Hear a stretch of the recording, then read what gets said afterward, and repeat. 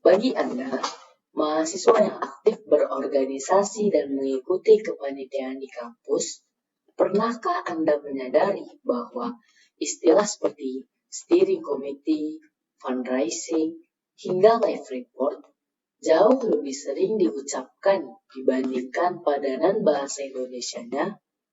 Mengapa istilah kebarat-baratan ini begitu subur di lingkungan kita? Apakah bahasa nasional kita dinilai terlalu kaku hingga harus kalah saing di wadah akademis yang menjadi tempat bernaungnya para cendekia? Saya Aisyah Azra Arafah, mahasiswa Teknik Geodesi Universitas Diponegoro yang juga aktif dalam dunia organisasi. Mari kita bahas fenomena ini secara mendalam. Untuk membedah fenomena ini secara ilmiah, kita dapat merujuk pada sebuah penelitian berjudul Penggunaan Bahasa Asing dalam Struktur Kalimat Bahasa Indonesia pada Mahasiswa yang disusun oleh Murni dan Depi Hamdani dari Universitas Pahlawan. Di dalam riset tersebut, terdapat sebuah temuan menarik mengenai sikap kebahasaan masyarakat kita. Salah satunya adalah bagaimana kosakata asli bahasa Indonesia seperti kata unduh kalah populer dalam penggunaan sehari-hari dibandingkan dengan istilah asing seperti download. Jika fenomena tersebut kita tarik ke ranah organisasi kampus, pola yang terjadi ternyata persis sama. Keengganan menggunakan bahasa Indonesia bukan karena keterbatasan kosakata, melainkan karena masalah habituasi atau pembiasaan. Kita lebih otomatis menyebut fundraising daripada divisi pendanaan atau PIC, person in charge, daripada penanggung jawab karena istilah asing tersebut lebih sering kita konsumsi di media sosial. Riset tersebut membuktikan bahwa ketika sebuah istilah asing sudah membentuk kebiasaan kolektif, bahasa ibu akan terdengar kaku saat diucapkan, yang pada akhirnya berbagai pihak beramai-ramai menggunakan bahasa Inggris supaya dianggap lebih modern, maju, canggih, dan trendy. Jika kita bedah lebih lanjut secara objektif berdasarkan jurnal penelitian sebelumnya, sikap kebahasaan mahasiswa yang cenderung mengutamakan istilah asing ini didasari oleh beberapa alasan psikologis utama. Yang pertama yaitu faktor prestise atau gengsi sosial. Dalam kajian sosiolinguistik, Garvin dan Mateo menyebutkan adanya fungsi prestise di mana sebuah bahasa dapat memberikan penanda identitas dan rasa bangga bagi penuturnya. Dalam konteks organisasi kampus, terdapat persepsi kolektif bahwa penggunaan bahasa asing merepresentasikan status intelektual dan profesionalisme yang lebih tinggi.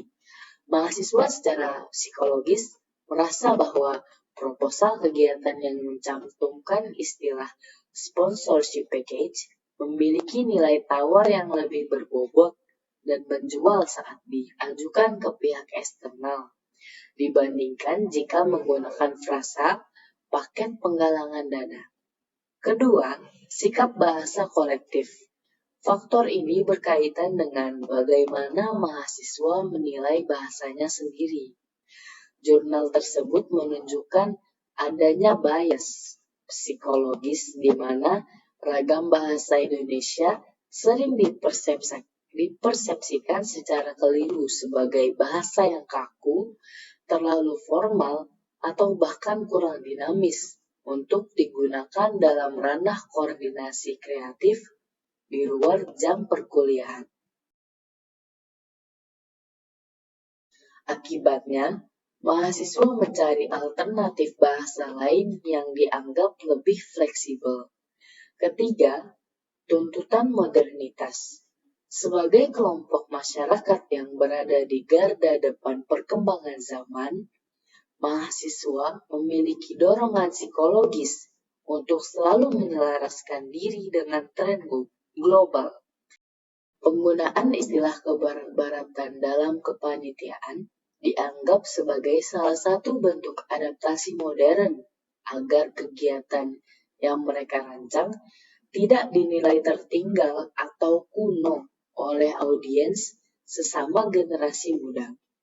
Selain faktor pembiasaan digital, terdapat alasan teknis lainnya yang sangat berpengaruh di era digitalisasi saat ini, yaitu fleksibilitas visual dalam proses desain publikasi. Dalam ilmu desain komunikasi visual, efisiensi ruang dan estetika huruf adalah pertimbangan utama.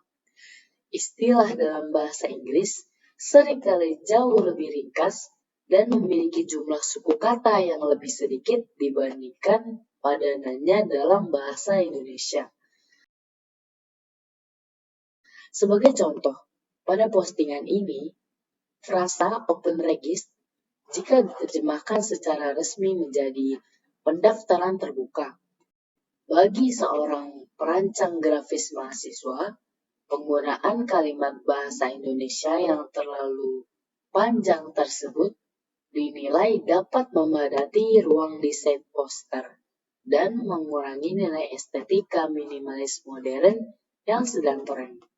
Melihat fenomena yang terus berulang ini, terdapat dampak jangka panjang yang perlu kita kritisi bersama dari sudut pandang sosiolinguistik.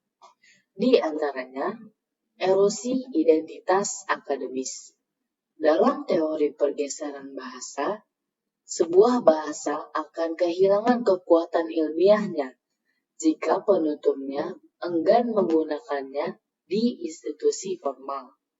Mahasiswa adalah representasi kaum cendekia.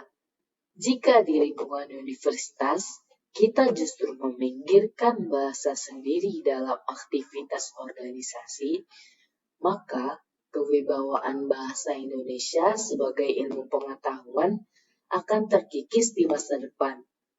Kemudian, penggunaan istilah asing yang masif di kepanitiaan kampus secara tidak langsung menciptakan sekat sosial. Gaya bahasa ini membuat komunikasi terkesan hanya dimengerti oleh anak organisasi saja.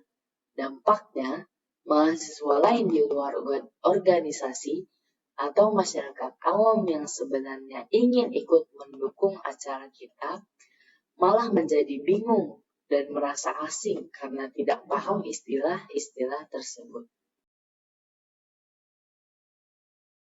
Teman-teman, melalui ulasan ini, saya sama sekali tidak melarang kita untuk menggunakan atau belajar bahasa Inggris. Di era globalisasi, bahasa asing adalah senjata kita untuk bersaing di kancah internasional. Namun, penggunaannya haruslah proporsional. Kita bisa mulai dari langkah kecil di organisasi kita sendiri. Misalnya, mulai menggunakan konsep dua bahasa pada takarir atau caption Instagram pada suatu acara, atau di kepanitiaan berikutnya, mari kita coba ganti nama divisi menjadi Bahasa Indonesia yang baik tanpa perlu takut terlihat tidak keren. Sebagai penutup, mari kita ingat kembali esensi kita sebagai mahasiswa dan kaum cendekia. Bahasa asing itu perlu untuk menunjukkan bahwa kita mampu berpikir secara global. Tetapi, bahasa Indonesia adalah identitas mutlak yang menjaga kita tetap membumi dan mengakar pada bangsa sendiri. Saya, Ayesha Azra, terima kasih dan salam literasi. Salam literasi.